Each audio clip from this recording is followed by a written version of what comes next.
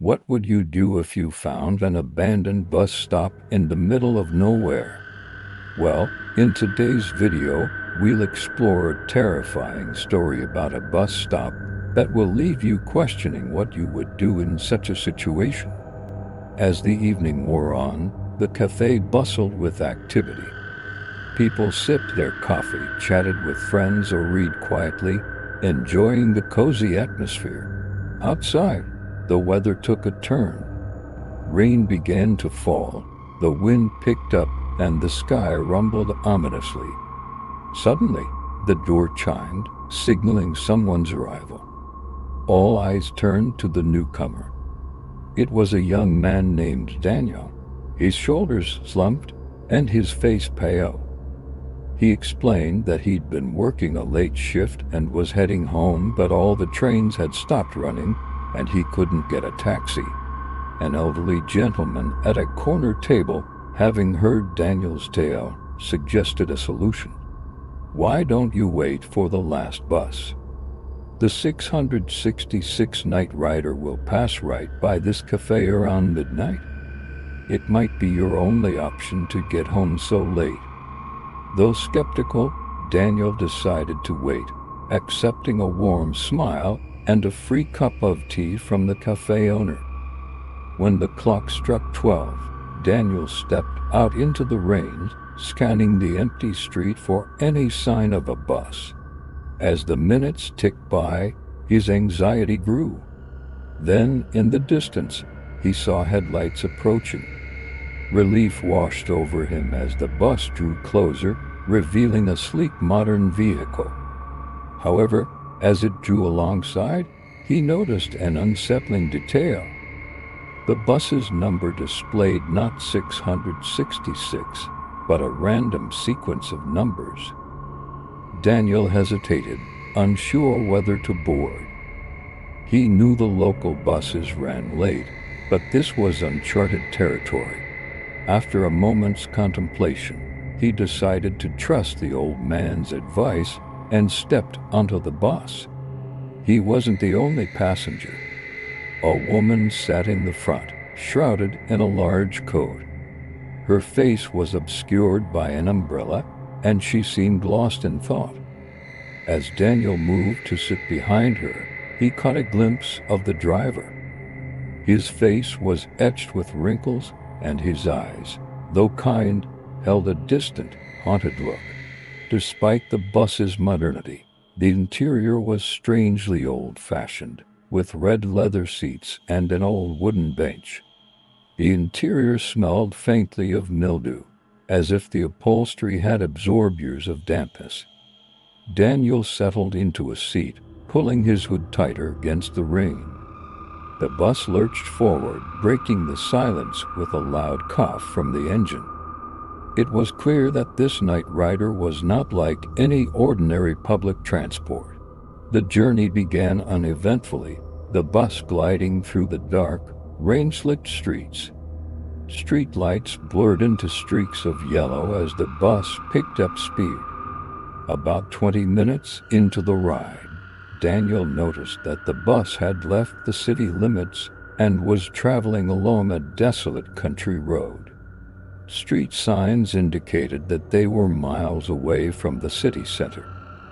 Daniel realized that the old man in the cafe must have been deliberately vague about the bus route, concerned that he might be taken somewhere dangerous. Daniel considered getting off, but he couldn't find a suitable stop in the darkness. He glanced at the woman ahead, who still hadn't moved. He was beginning to feel trapped. As the minutes passed, the road grew darker and narrower, lined with gnarled trees that reached out like skeletal fingers. The bus seemed determined to venture deeper into the darkness.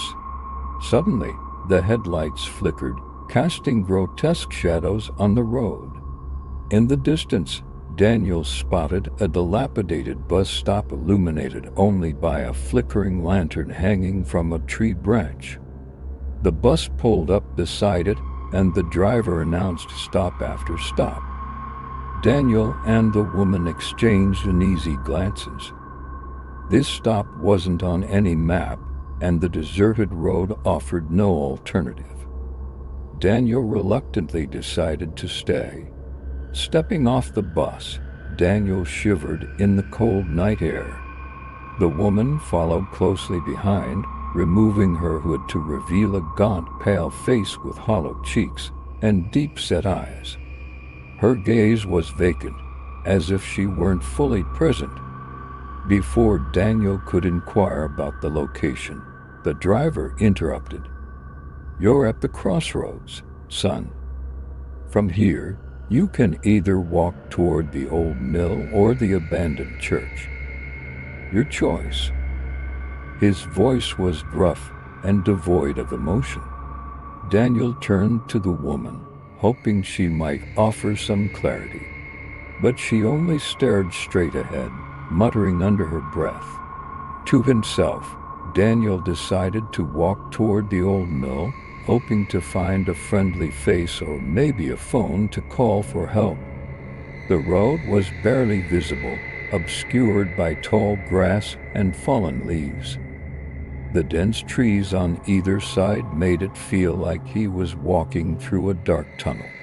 Daniel quickened his pace, eager to reach the mill and escape the oppressive atmosphere. As he walked, Daniel couldn't shake the feeling that he was being watched. Every rustle of leaves or snap of a twig sent a jolt of fear through him. Suddenly, he heard footsteps behind him, heavy and slow. Turning around, he saw the woman from the bus approaching, her pace unnaturally slow. Panic rising within him, Daniel broke into a run, stumbling over tree roots and leaping over fallen branches. He didn't dare look back. He could hear the sound of her footsteps growing louder, matching his pace. Just when his lungs were about to burst and his legs felt like lead, he spotted a faint light in the distance. With a surge of adrenaline, Daniel sprinted towards it, hoping it was a house, a gas station, anything that could offer him help. As he drew closer, the light became clearer, revealing an old abandoned gas station. Relief flooded him as he pushed open the door and stepped inside. The bell above the door chimed, echoing in the vast emptiness of the building. Daniel searched frantically for someone, anyone who could help him, but there was no one in sight. Suddenly, he heard a noise behind him. Slowly, he turned to face the entrance. Standing in the doorway was the woman from the bus, her face illuminated by the faint moonlight. Her eyes, wide and blank, stared straight ahead. "Help," Daniel whispered, his voice hoarse with terror. "Please help me." The woman didn't respond. She merely continued to stare, her expression unchanging. As Daniel backed away, tripping over a loose floorboard, he saw a glint in the woman's hand. It was a rusty knife, its blade reflecting the dim light. Daniel, paralyzed with fear, could only watch as the woman took a step forward. His mind raced, desperately searching for a way out. But there was none. The gas station offered no escape. Trapped and terrified, Daniel could do nothing but watch as the woman approached, her vacant eyes never leaving his. And so the tale ends, leaving us to wonder, what would you do if you found yourself at an abandoned bus stop in the middle of nowhere? Or perhaps you've already experienced something similar. We would love to hear your story. And if you enjoyed this chilling narrative, we invite you to like the video and subscribe for more captivating content.